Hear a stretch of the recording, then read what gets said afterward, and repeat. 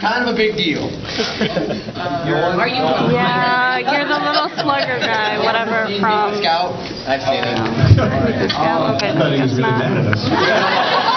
No, you should watch it on YouTube. The Meet the Team, T-Fortress 2 thing. Oh. Anyway, but this is for Kyle. Can you tell me what's going to happen next time on Dragon Ball Z?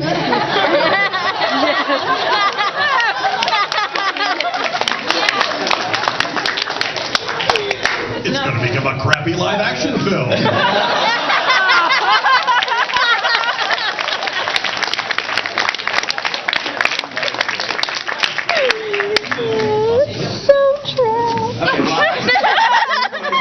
One more of a joke question. It's the Caitlin. Do you think they're going to rename Youmacon to CaitlinCon anytime soon? I hope not. That's hard to live up to. And then the real question I wanted to ask was, do you guys prefer doing the serious roles or the comedy roles? Serious roles, that's hysterical. I love them. Comedy, baby, comedy. And I'm alone. I didn't know I was on a panel with actors. Funny man. Okay, is this feedback bothering anybody else besides me? This concept. Not until right now. Now that you pointed it out, thank you. Yeah, I can't get out of my head. Make it stop. Jackson, next step. What do you like that? I'm thinking.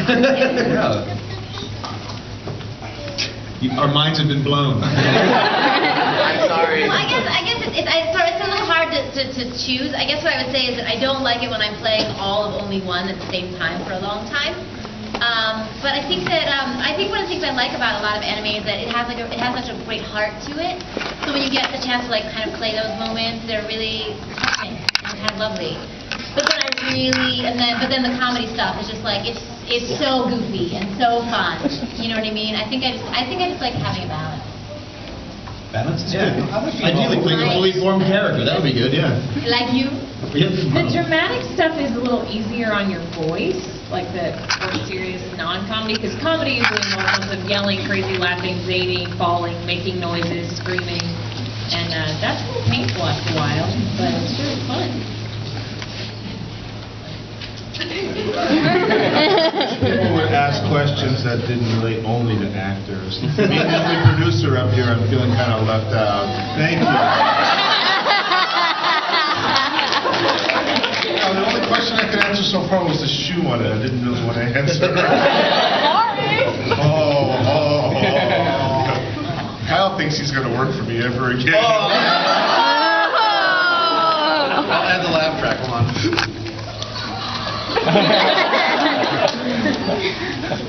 iPhones are the greatest. We have our own soundtracks now. Yes. I have a request for Kyle, please. Would you please recite some Shakespeare in your Kiva voice? Yes! The last poor Narutard. I knew him well, I guess. To be or not to be, whatever. Come on, Nakamura, let's go.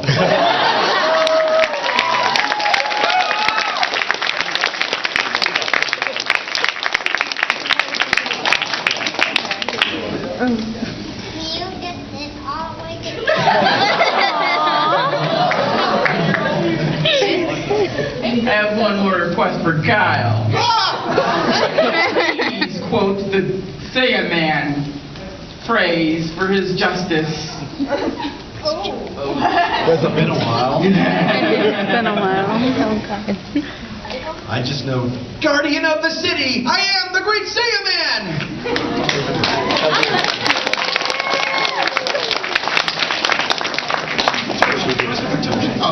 Hey, any producers on the panel? This Oh, guy. really? Oh, okay, we do have one. Yeah. Great. Okay, so I do have a question. As voice actors, you are constantly under the direction of the technicians and the producers and the directors. But since the VA's creative level can be challenged, what about the ADRs? What about the technicians? Do the producers actually have as much, I guess, control? We have absolute power. But does that absolute power translate to as much direction for the ADRs and the technicians than they do for the voice actors?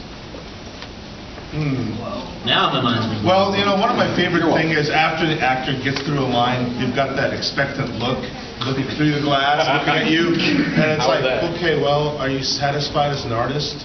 Yeah, I'll do it again. You know, it's all, you know, make sure everything works. I'm just there as a backseat director, if anything, to make sure there's a continuity, the nuances preserved from the original Japanese. And the actors and the voice directors are there to make sure they don't, it's technically correct. Yeah, I think overall...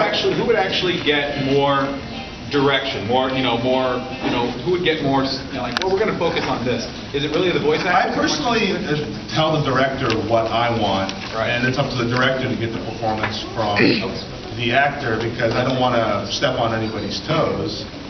But yeah, it's like, yeah, you could make it suck a little less. Yeah. My favorite is, are you satisfied as an artist? That's funny.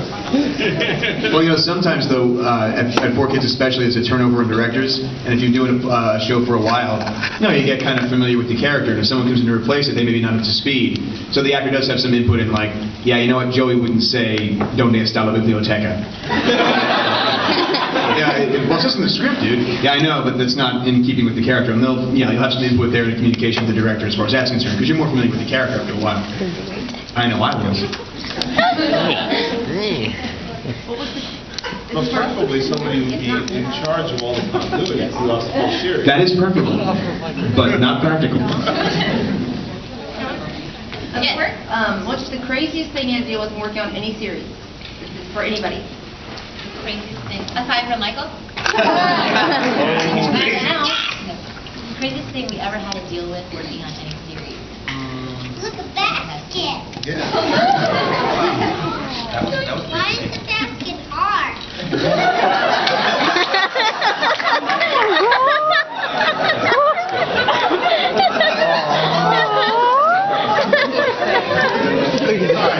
Quattro, my symbiote.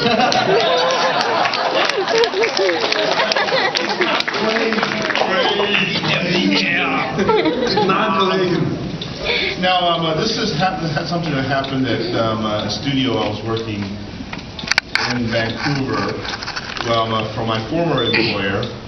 And there was a pre-light session going on. The pre-light session is unlike ADR. You bring all the actors in to record it like a radio play.